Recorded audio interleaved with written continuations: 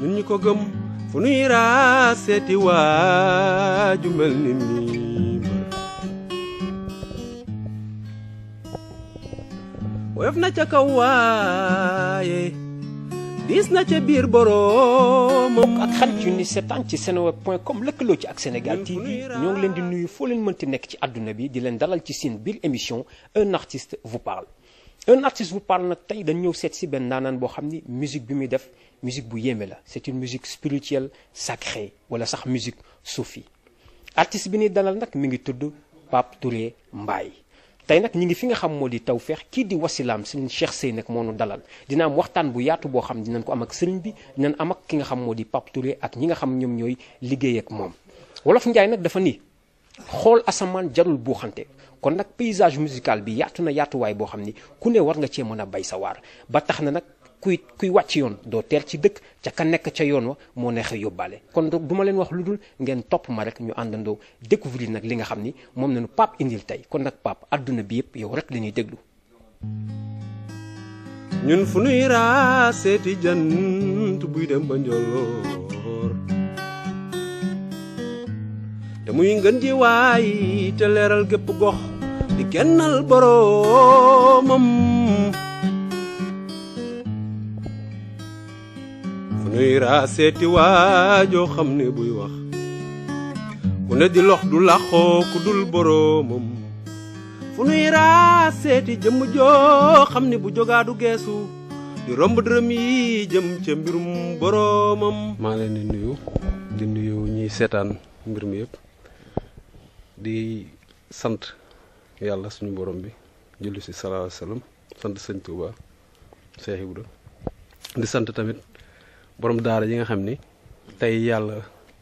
dogal fii laa nekk si moom muy sëñ Cheikh Seye ibnu sëñ Ablaye Seye nga xam ni ñeent bu juróomi at a ngi nii mu uuf ma fii si daara ji ci yërmandeem ak ci mbaaxam ci tette ma ci xam ni fi li may def lu mën a jëm kanam la mu jàppale ma ci saayar ak si baatin daal maa ngi koy sant bu baax mënu moon tàmbale te wax ma ci loolu li nga ma laaj nag maa la si bëgg a tontu mooy man Sénégalais laa bu juróo fii si réew mi yaroo fi tamit jànge fi waaye samay waajur ñoom Tëngéej lañ dëkk sama baay mi ngi tudd Mamadou Boss Mbaye ñëpp xamoon nañ ko ak Doudou Ndiaye Rose mu nekkoon attaché de presse am impresarium sama waajur bu jigéen tamit mi ngi tudd Soxna Fat Seck Mbaye mi ngi dëkk fii Tëngéej donc man si noonu laa juddoo daal léegi ci màgg moom Tëngéej laa màgge ak Dakar waaye musique moom dama ko donn jàng ko bëgg gi donn gi moom moo jiitu ndax ñun ay géwël lañ Maja Mbaay mooy sama maam Maja Mbaay moom képp ku dëkk Tëngéej di nga ko xam ci wàllu siiwam ci wàllu tëgg ak ci wàllu culture daal en général.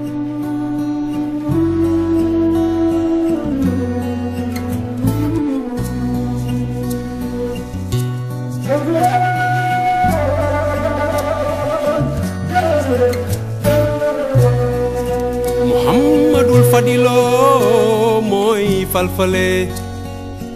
ci ku ko neex mu fal la ngay fale kii mooy saayibul kumala awal fadaayilu maalam yëx wi ahadun ku dem fa moom xam ni kii mooy saayibul fudala bay galas yow Mbàkke yaaram nga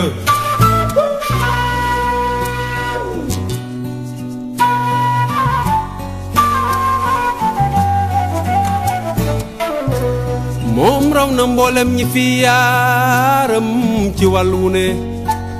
soo daanu bi daanu foore yi naar yi laaj si na la. genre musical bi nga xam moom nga opté pour def parce que gis nañu ci wàllu spiritualité ak loo xam ne musique sacrée la loolu nekk na loo xam ni sa musique mi ngi koy mandargaal mais te boo doon expliquer tey genre musical bi nga xam moom ngay def ak option bi nga jël ci wàllu woowu lan moo koy motiver. waaw li ko njëkk a motiver mooy. dama yaru ci famille boo xam ni ay murid lañ Cheikh Omar Dieng mooy suñu maam ci wàllu sama waajur bu jigéen te ñëpp xam nañ ni Cheikh Sadbou la bu tàbbi ci loxoy sëñ Touba ci la mujj donc Cheikhu sëñ Touba tamit leneen li mooy sama nijaay yeeg sama mag yi dañoo amoon daayira si kër gi nga xam ne man si loolu laa gimmee nekk xale wax naa ni sama ki ma doon jàngal bi ma nekk ay CM1 CM2 man ak moom ñoo bokkoon daayira donc man dama gimmee si milieu boo xam ne dañ fay jàng xasaay rek di fa sikkar bon mélodie yooyu tamit ànd ak man gunge ma bon bi ma demee ba war a opté ngir bëgg a def musique bon ma tàmbali si musique mais ma jàpp ni du musique kese dama bëggoon def musique boo xam dafa am rapport ak sama gëm-gëm mooy li ma gëm mooy l'islam mooy yoonu murit bu njëkk nag yombul woon daal ndax ñu bëri gisewuñ ko woon noonu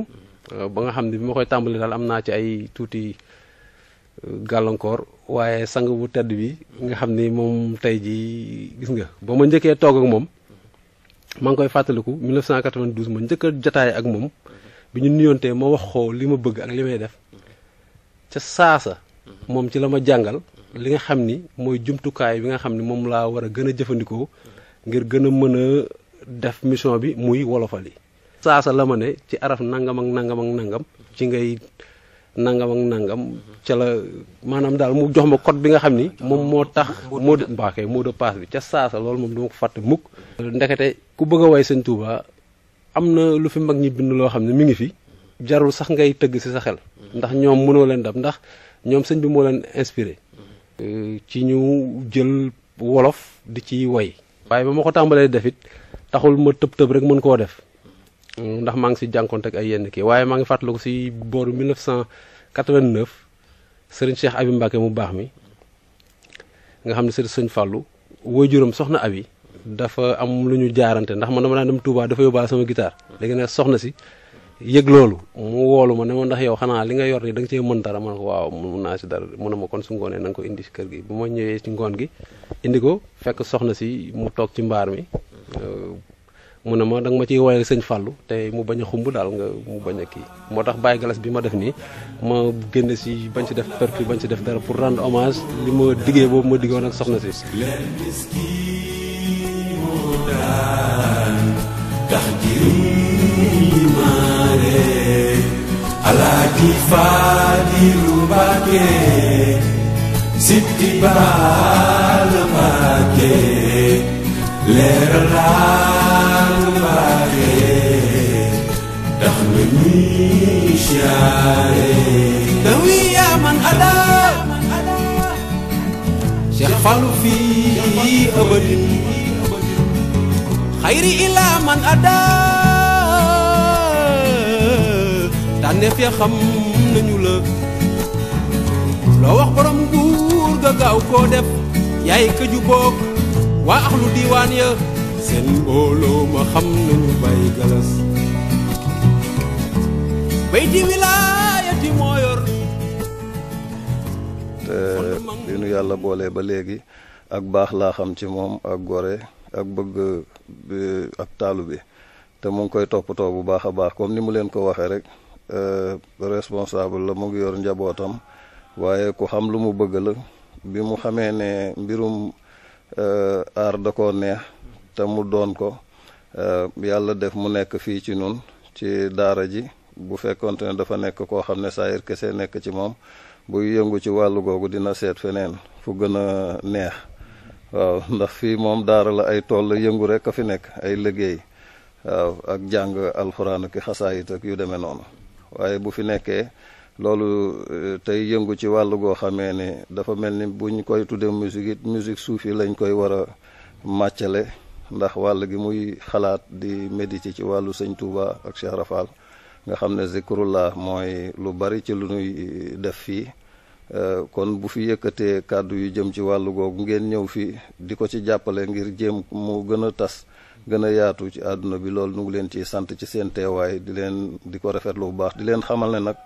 yu baax yooyu mu wax fii yëpp ci moom moomu la nekk wax dëgg yàlla ndax bu fekkante ne woon ne kat ni ma ko waxee léegi yeneen moo nekk ci lu jëm ci bakken ak saayir kese moo nekk ci moom konte mën na dem ci yeneen barab yoo xam ne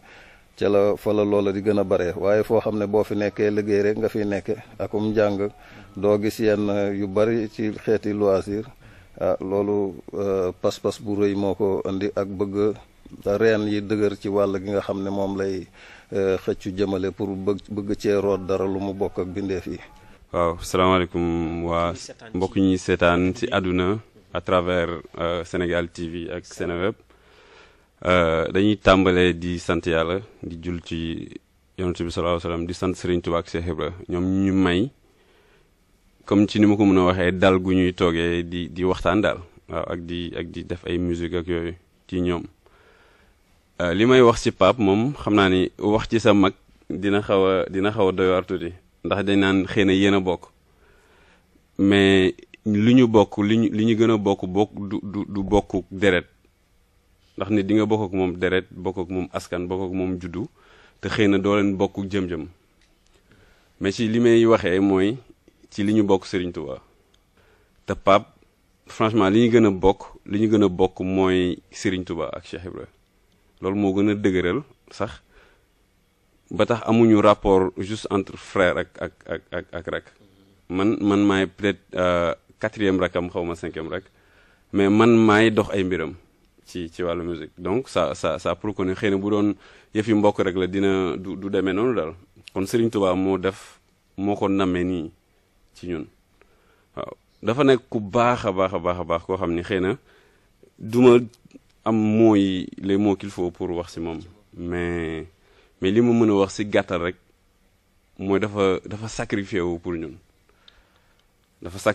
ñun xëy na bàyyi ndawam sacrifié ndawam pour jox ñu ñun le bon exemple parce que 92 si lay fekk ñu ma nekk ay 6e secondaire yooyu commencé xamee moom période boobu lay jógee Europe lay jógee Londres xam nga donc ñëw temps yooyu dem ay Europe yooyu xewul bëriwul quoi waaw donc ñëw mel neneen daal petit à petit da doon gis muy changer selon temps bi muy jékki-jékki di mel neneen di changer ci xelam di changer ci façon solinam donc les gens ont mis un peu de temps à comprendre loolu mais boobu suñu borom bu lay defar dafay mel ni rek kuy yàq ndax xëy na boobu nit ñi xamuñu woon moom lan la bëgg a def exactement. même man ñun ñaar ñoo dende woon nekk mais su doon jouer guddi gi guitare daf ma doon déranger quoi parce que temps yooyu yaa ngi jàngi chaque fois nga dégg ko ay 4 heures du matin muy jouer xam nga tu te dis waaye mais grand bi daf may sonal quoi kenn mënu fi nelaw ak yooyu xam nga moom la mais loolu man moo tàbbi ci man ba xëy na bi ñu demee ba ci kanam ba jamono yu ñu toll mu mën a yëg-yëgu def ànd ak moom ci di ko def waaw léegi nag sur le plan artistique bi nga xam man maay dox ay mbiram man la suñu borom dogal ci man ñu ngi ciy yëngu bu baax comme ni nga ko waxee ñi ngi dem studio di enregistrer ensemble ñi ngi préparer benn album international bu war a génn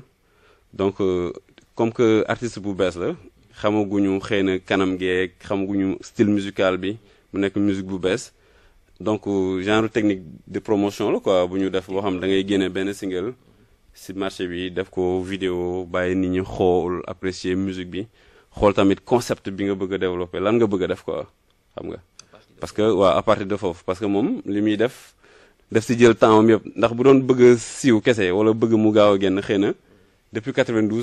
16 années la moo na ci génn ci melokaan ne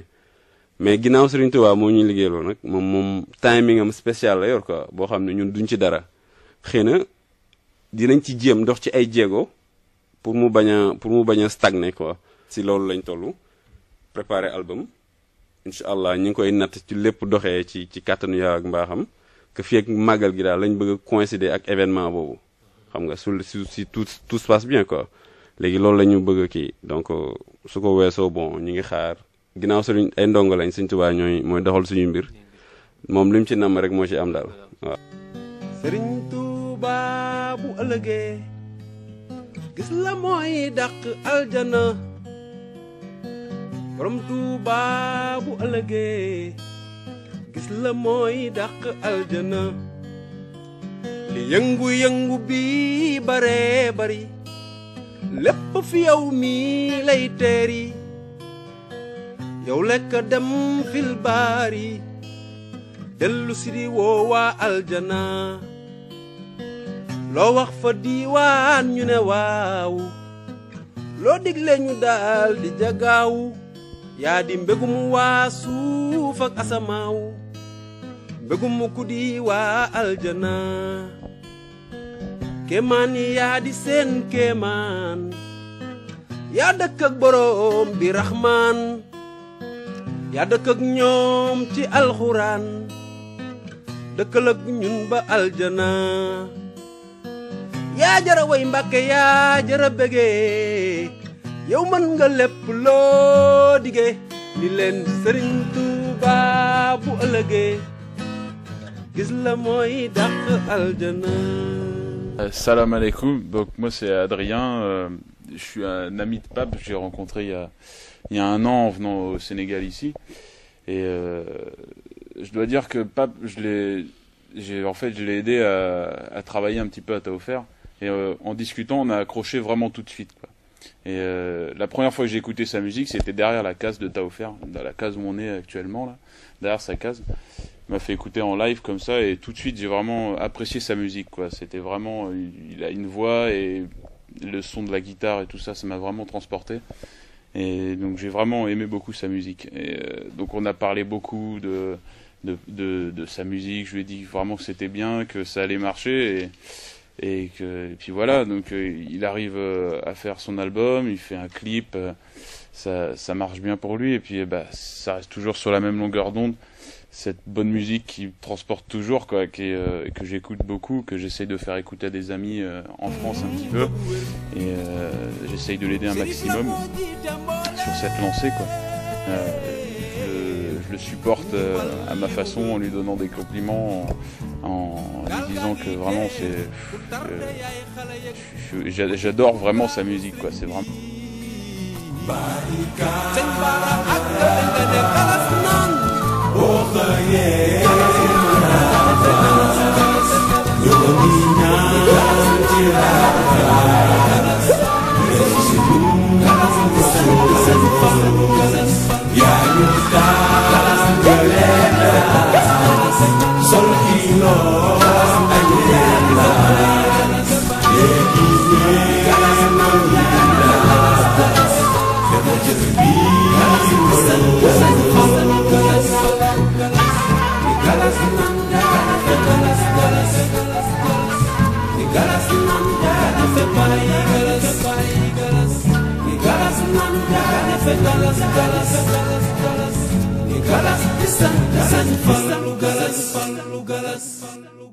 jërëjëf Serigne Touba. kon mbokku Sénégal TV ak Seneweb gis ngeen nag reportage bi ñu def nag ci Pape Touré Mbaye day wane na rek biir Sénégal am nañu ay artistes yu talentueux yoo xamante ne ñu ngi laaxatu ci gox yeex goxaat yi ñun nag dinañ dugg ci gox yeex goxaat yi fépp foo xamante ne artiste dafa nekk ngay nekk bokk ci nouvelle génération bi ñu daal di lay fekk nag sa gox waxtaan ak yow nga présenté ñu nag si say album ñu yaakaar ne rek daal kontaan ngeen ci reportage yi nga xamante ne moom lañ leen defal.